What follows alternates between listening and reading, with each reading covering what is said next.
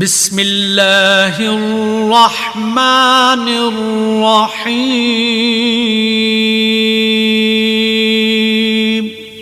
سورہ بقرہ سورت نمبر 2۔ شروع کرتا ہوں اللہ کے نام سے جو بڑا مہربان نہایت رحم والا ہے۔ والذین یؤمنون بما انزل الیک وما انزل من قبلک وبالآخرۃ هم یوقنون۔ اور جو لوگ ایمان لاتے ہیں اس پر جو آپ کی طرف اتارا گیا اور جو آپ سے پہلے اتارا گیا، اور وہ آخرت پر بھی یقین رکھتے ہیں۔ جو کتاب تم پر نازل کی گئی ہے یعنی قرآن، اور جو کتابیں تم سے پہلے نازل کی گئی تھیں ان سب پر ایمان لاتے ہیں۔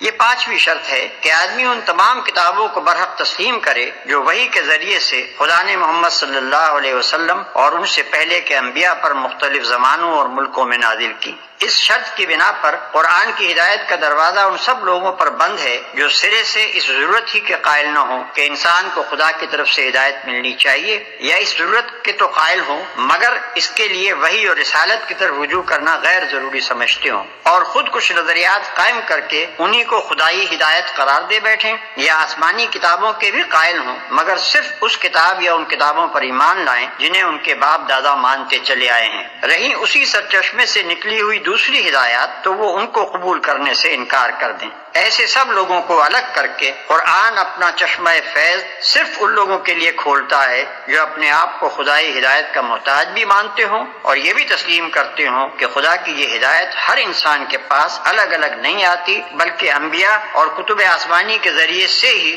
خلق تک پہنچتی ہے، اور پھر وہ کسی نسلی و قومی تعصب میں بھی مبتلا نہ ہو بلکہ خالص حق کے پرستار ہوں۔ اس لیے حق جہاں جہاں جس شکل میں بھی آیا ہے اس کے آگے سر جھکا دیں اور آخرت پر یقین رکھتے ہیں۔ یہ چھٹی اور آخری شرط ہے۔ آخرت ایک جامع لفظ ہے جس کا اطلاق بہت سے عقائد کے مجموعے پر ہوتا ہے۔ اس میں حسب ذیل عقائد شامل ہیں۔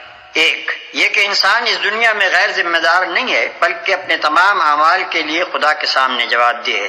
دو یہ کہ دنیا کا موجودہ نظام ابدی نہیں ہے بلکہ ایک وقت پر جس سے صرف خدا ہی جانتا ہے اس کا خاتمہ ہو جائے گا۔ تین یہ کہ اس عالم کے خاتمے کے بعد خدا ایک دوسرا عالم بنائے گا اور اس میں پوری نوع انسانی کو جو ابتدائے آفرینش سے قیامت تک زمین پر پیدا ہوئی تھی بیک وقت دوبارہ پیدا کرے گا اور سب کو جمع کر کے ان کے اعمال کا حساب لے گا اور ہر ایک کو اس کے کیے کا پورا پورا بدلہ دے گا۔ چار یہ کہ خدا کے اس فیصلے کی روح سے جو لوگ نیک قرار پائیں گے وہ جنت میں جائیں گے اور جو لوگ بد ٹھہریں گے وہ دوزخ میں ڈالے جائیں گے۔ پانچ یہ کہ کامیابی اور ناکامی کا اصلی معیار موجودہ زندگی کی خوشحالی و بدحالی نہیں ہے بلکہ در حقیقت کامیاب انسان وہ ہے جو خدا کے آخری فیصلے میں کامیاب ٹھہرے اور ناکام وہ ہے جو وہاں ناکام ہو۔